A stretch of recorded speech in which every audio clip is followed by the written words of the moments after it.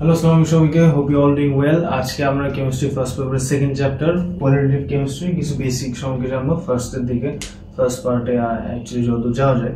So first of all just বলে রাখি এখানে কি কি কন্টেন্ট আছে। মেইনলি রাদারফোর্ডের মডেল আছে, বোরের মডেল আছে, বোরের একটা সূত্র আছে মেইনলি একটাই, সেটাকে 4-5টা সূত্র লেখা আছে। সেটা হচ্ছে ডেলি সমান E2 - C1 আর E2 - C1 কে আমরা H নিউ লিখতে পারি। নিউটা হচ্ছে ফ্রিকোয়েন্সির মতো বিষয়। সো আমরা ফ্রিকোয়েন্সি সমান কি জানি C/λ। সো H নিউ সমান Hc/λও লেখা যায়। আর হইতেছে আমরা কোয়ান্টাম নাম্বার নিয়ে কিছু বলা আছে যে আমরা তো নরমালি এতদিন n সমান জানতাম, n সমান 1 2 3 4 রাইট।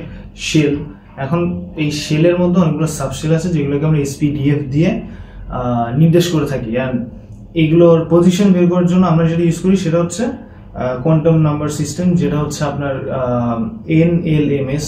n হচ্ছে প্রিন্সিপাল কোয়ান্টাম নাম্বার, L হচ্ছে সাবসিডিয়ারি বা অ্যাজিমুথাল কোয়ান্টাম নাম্বার, M হচ্ছে ম্যাগনেটিক কোয়ান্টাম নাম্বার, S হচ্ছে spin quantum number. So will get to that. এখন জাস্ট শুরু করি। ফার্স্ট অফ অল এখানে যেটা আছে সেটা হচ্ছে আপনার রাদারফোর্ডের মডেল, যেটা 1901 সালে সে এই এক্সপেরিমেন্টটা করে থাকে। সো উনি যেটা করছিল, একটা স্ক্রিন নিছিল, স্ক্রিনে জিঙ্ক সালফাইড দিয়ে কোট করছিল, আর এখানে একটা গোল্ড ফয়েল রাখছিল, আর এটা হচ্ছে একটা আলফা রেডিয়েটিং বিম। ঠিক আছে, এটা একটা বিম মানে হচ্ছে আপনার এখান থেকে আলো যায়, কিন্তু এখানে আলফা রেডিয়েশন করে। ঠিক আছে, এখানে আলফা রেডিয়েট করবে দিস ওয়ে। এখন what is alpha? Alpha is nothing but আপনার হিলিয়াম। আমরা জানি হিলিয়াম কত, এর পারমাণবিক সংখ্যা বা অ্যাটমিক নাম্বার হচ্ছে 2 আর মাস হচ্ছে 4, তাই না? বাট এইটার যদি আমরা কোনো ইলেকট্রন ছাড়া নেই He2+, then that is alpha. So what he did was, এই আলফা পার্টিকেলটা মারছে, এখানে গোল্ড ফয়েলের এখানে একটা প্রোটন ছিল। প্রোটন থাকার কারণে সে কিছু জিনিস বের করে, সেটা হচ্ছে যে এক্সপেরিমেন্টের কারণে কিছু জিনিস এই দিকে যায়, কিছু রেইস এই দিকে যায়, কিছু আবার এরকম করে রিটার্ন করে ব্যাক করতে। যেগুলো রিটার্ন করে ব্যাক করছে, যেহেতু আলফা হচ্ছে একটা পজিটিভ রে, এখানে যাওয়াতে হোয়াট হ্যাপেন্ড ওয়াজ, যেহেতু 2+ পজিটিভ, প্রোটনের সাথে it deflected and it went the other way round. আর যেগুলো ইলেকট্রনের কারণে এদিকে চলে গেছে, আর মোস্টলি ফাঁকা ছিল। সো মোস্টলি এদিক দিয়ে যদি আলো যায় এখানেই চলে গেছে, চলে গিয়ে আর ব্যাক করছে বা ছিল। So that was Rutherford's model. এখন রাদারফোর্ড বলছিল যে তার মডেল ওয়াইজ সে যে থিঙ্কিংটা দিছিল যে মাঝখানে হচ্ছে পজিটিভ কিছু থাকে এবং এর চারিদিক দিয়ে ইলেকট্রনরা ঘুরে লাইক দ্য প্ল্যানেটস, তাই না? প্ল্যানেটরা যেরকম আমাদের সৌরজগতে বা সোলার সিস্টেমের যখন কক্ষপথ দিয়ে ঘুরে থাকে, সেটা এখানে হি থট যে এইভাবে ঘুরে। তার লিমিটেশন, মেইনলি যে লিমিটেশনটা ছিল সেটা হচ্ছে এই প্ল্যানেট নিয়ে এক্সাম্পল দেওয়া, কারণ প্ল্যানেটরা হয় নিউট্রন, আর্থের কোনো কিন্তু চার্জ নাই, রাইট?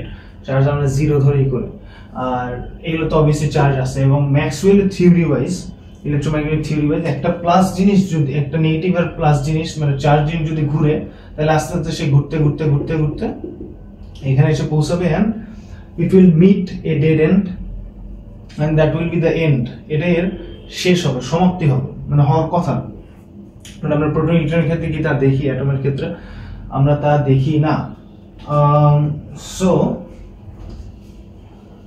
দ্য থিং ইজ যে so this was his limitation, right? এটা তার প্রবলেম ছিল বা লিমিটেশনস ছিল।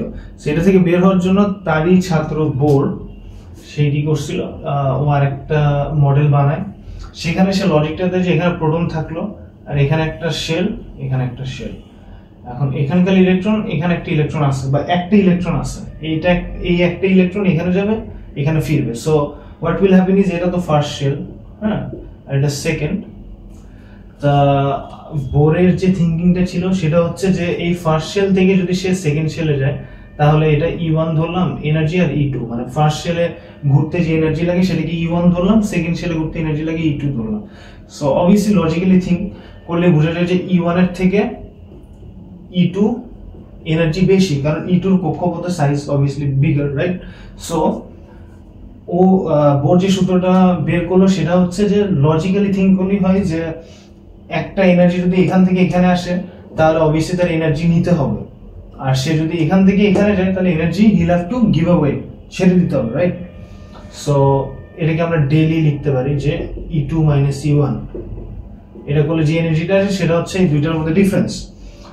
আর এখান থেকে এনার্জি ছেড়ে দিবে কেন সেটা বলি, কারণ কক্ষপথ ছোট, সার্কুলেশন সাইজ, রেডিয়াস, সার্কামফারেন্স যাই বলেন, সার্কামফারেন্সই ধরেন ছোট, এটা সার্কামফারেন্স বড়, এটাতে এনার্জি কম লাগবে। সো এখানে যদি এনার্জির আদান প্রদান হচ্ছে, ট্রান্সফার হচ্ছে, due to which energy loss হবে না এবং ম্যাক্সওয়েলের ইলেকট্রোম্যাগনেটিক থিওরিটা মেইনটেইন করে থাকে। এখান থেকে সূত্রটা আসছে। এখন আসি ডেলিটা। সো বোরের ডেলি সমান ছিল E2 - E1। জাস্ট থিঙ্ক, এখন এখান থেকে ডেলি সমান আবার লেখা যায় কি, ডেলি সমান H নিউ লেখা যায়, ঠিক আছে, এটা নিউ।